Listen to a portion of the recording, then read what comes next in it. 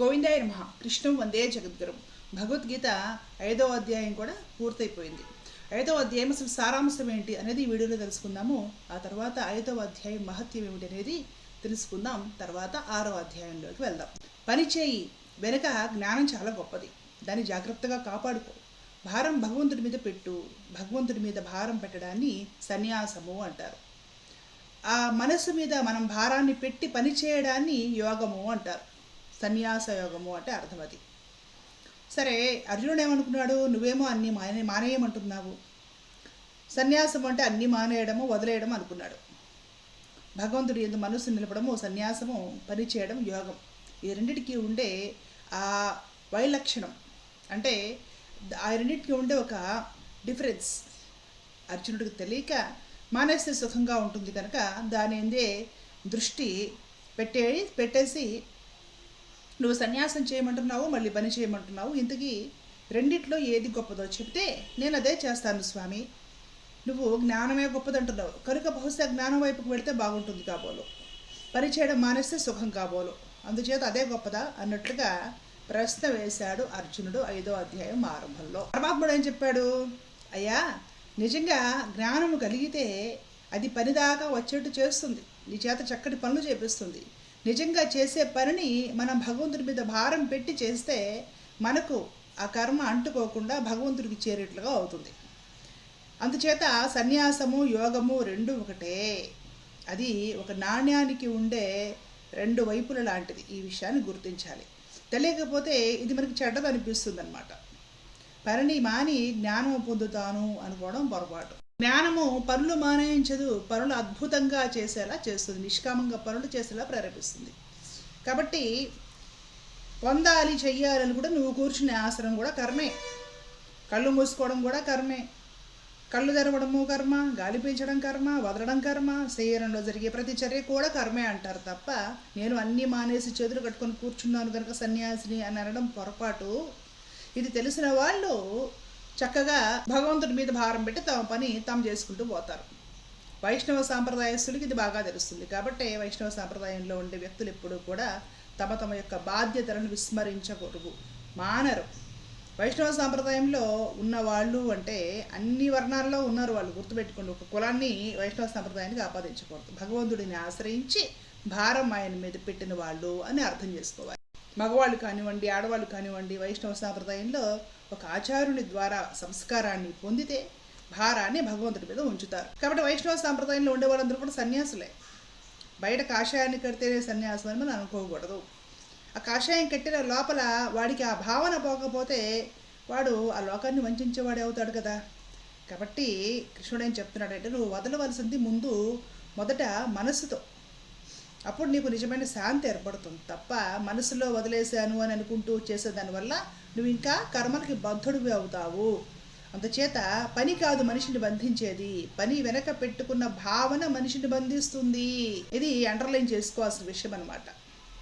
ఆ పని నీవు ఏ దృక్కోణంతో, ఎలాంటి ఎక్స్పెక్టేషన్స్ తోటి, ఎలాంటి ఆలోచనలతో చేస్తున్నావో అది నిన్ను బంధిస్తుంది. కాబట్టి పని బంధించడం లేదు, దాని వెనుకున్న భావన బంధిస్తుంది.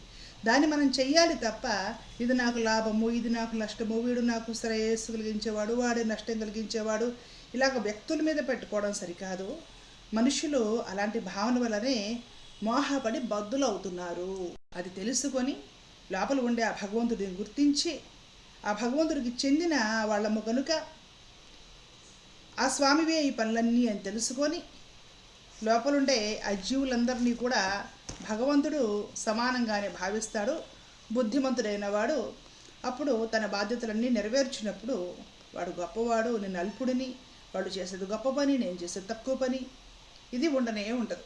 అందరిలో సమానంగా జీవుడిని, ఆ వెనకబడి నడిపించే దైవాన్ని బుద్ధిమంతుడైన వాడు చూస్తాడు. ఇది తెలియక చాలామంది ఇవన్నీ సమానమే, ఇవన్నీ ఒకటే అనుకుంటారు. అవి ఒకటి కాదు. శారీరకంగా ఉండే తారతమ్యాలు ఉన్నా, వైవిధ్యం ఉన్నా, వీటన్నిటినీ నడిపే వెనక ఉండే తత్వం ఒకటే, అది పరమాత్మ. ఆయన ఈ రకమైన వాటి ద్వారా జీవుడికి శ్రేయస్సు కలిగించాలని ఆ జీవాత్మలను ఆయా శరీరాలలో ఉంచుతాడు. కనుక జీవాత్మలు కూడా శుద్ధమైన వాళ్ళే. జీవాత్మ శుద్ధమైనదే, పరమాత్మ శుద్ధమైన వాడే. కర్మభారము కలిగిన జీవుడి కర్మ తొలగడానికి భగవంతుడు ఏర్పరిచినవి ఈ దేహాలలోని వైవిధ్యము, అంతే. అంతకు మించి ఏమీ లేదు, గుర్తుపెట్టుకోవాలి. ఇది తెలిసి చేసే పని నీకు ఇక్కడే మోక్షాన్ని కలగడానికి కావలసిన అర్హతను అందిస్తుంది. అలా చేసేవాడు ఎక్కడున్నా పరమాత్మతో చేరి ఉన్నట్లే. వాడికి బయట చేసేవి ఎప్పుడు కూడా బంధకాలు కావు. అది లేకుండా చేస్తే వాడు అన్నీ వదిలి అడవిలో కూర్చున్నవాడు మోహవశుడే కాక తప్పదు.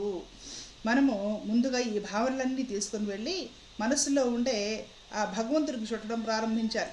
ఈ బయట విషయాలు అంటే బాహ్య విషయాల వలన కలిగే రుచులు, విషయ సంఘాన్ని వదిలిపెట్టాలి. దానికై మనసుకు జాగ్రత్తగా ట్రైనింగ్ అంటే శిక్షణ ఇవ్వాలి. మనస్సుకు సరైన శిక్షణ ఇస్తే ఇంద్రియాలను కూడా సవ్యంగా సాగేట్లు చేస్తుంది. శరీరాన్ని నడిచేట్లు చేస్తుంది. అది లేకుండా కేవలం శరీరాన్ని మాత్రమే కట్టి పెడతాను అంటే వాడు పూజామందిరంలో దేవుడి ముందే కూర్చున్నా వాడి మనస్సు వాడిని కంట్రోల్ లేకుండా ఎక్కడెక్కడికో తీసుకెళ్తుంది. కాబట్టి శరీరాన్ని కాదు మనం ఎక్కడికో తీసుకువెళ్లాల్సింది, ఇంద్రియాలను కాదు మనం కట్టిపెట్టాల్సింది, మనస్సుని కట్టిపెట్టాలి.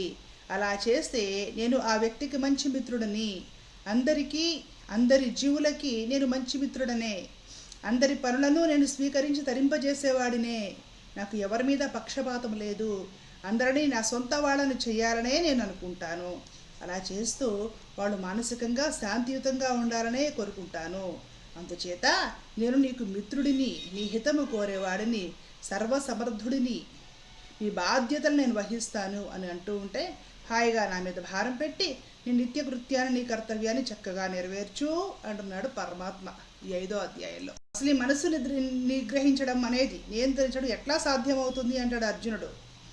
6వ అధ్యాయంలో మనస్సును నిగ్రహించే విధానాన్ని కూడా పరమాత్మ చక్కగా ఉపదేశం చేస్తారు. కాబట్టి భగవద్గీతలో పరమాత్మ మనకు ఏం బోధిస్తున్నారు, ఆ సారాంశాన్ని తెలుసుకునే ప్రయత్నం చేశామంటే, ఎంతో కొంత ఆచరించామంటే మనం చక్కగా మన పనులు మనం చేసుకుంటాము, జీవితంలో ప్రశాంతంగా ఉంటాము, ఎదుటి వాళ్ళని ప్రశాంతంగా ఉండనిస్తాము, ఈ సంసారాన్ని తరిస్తాము.